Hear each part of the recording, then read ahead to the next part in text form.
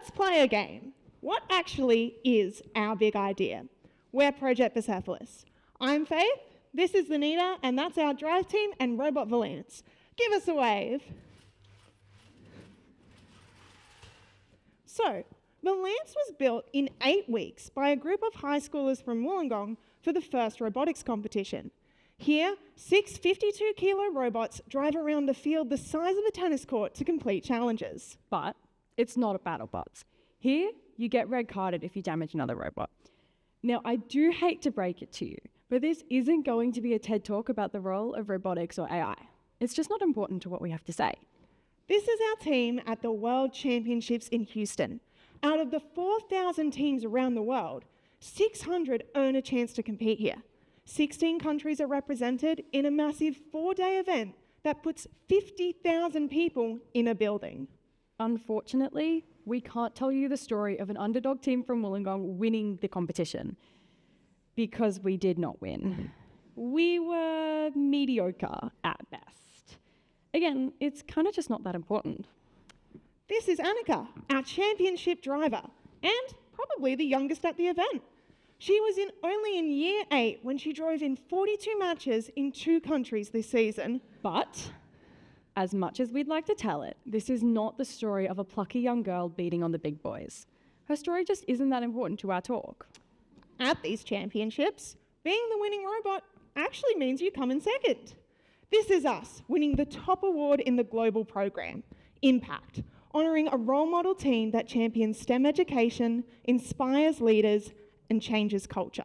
This was only the 4th time in 32 years the award left the USA. 3 of those 4 were Aussies. The first was Macquarie University in Sydney. The second was Barker College, also in Sydney. And the third was us, running out of an empty function centre out of the Wollongong TAFE. But even that isn't the point of this story. It's very important, just not to this talk. We're starting to detect a little bit of a pattern here. So, this is our team, the self-proclaimed misfits, isolated and bullied. 44 kids from 19 different high schools, 70% with a disability, 30% low income, 57% female. You name a human characteristic or food allergy, it's in there somewhere.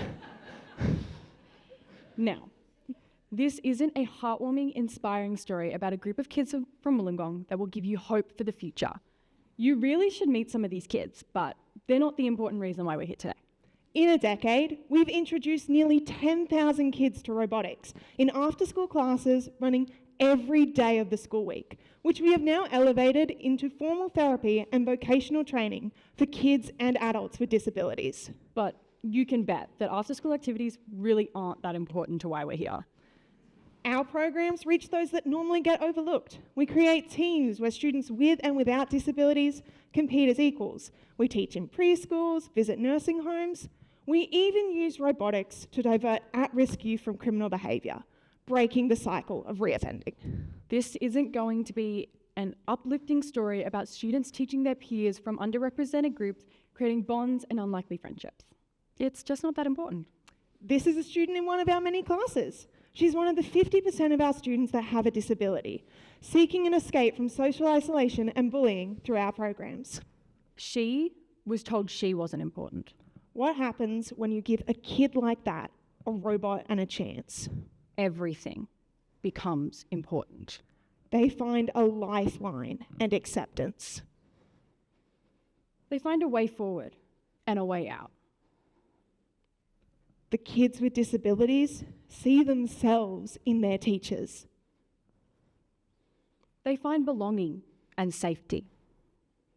The world sees them as powerful and applauds them. They get a stage to shine because you can't be what you can't see. They stand alongside the best in the world and belong.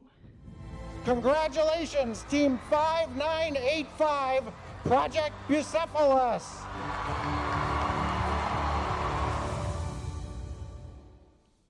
We aren't using kids to build robots. We're using robots to build kids. So, what's the point of this entire conversation? It's actually not about us at all. It's about you all, out there. We've heard STEM education described as everything from an essential part of modern education to a buzzword, to something that gets way too much attention and funding. And there is rightfully a lot of talk and attention paid to underrepresented groups. But what about those that were never considered in the first place? The ones that will never go to university and will never have a STEM career? Those of which very little is expected. We've seen firsthand what happens when people miss out. They're isolated from the modern world. They're vulnerable and they're dismissed. And it's not because of deliberate discrimination, but casual dismissal, because there is no thought of their potential. The rough kids in trouble. The students with disabilities in special education or in special education. The adults with disabilities. The elderly in nursing homes. The students that just cause chaos. Who gets the opportunities? Who do you think just isn't that important?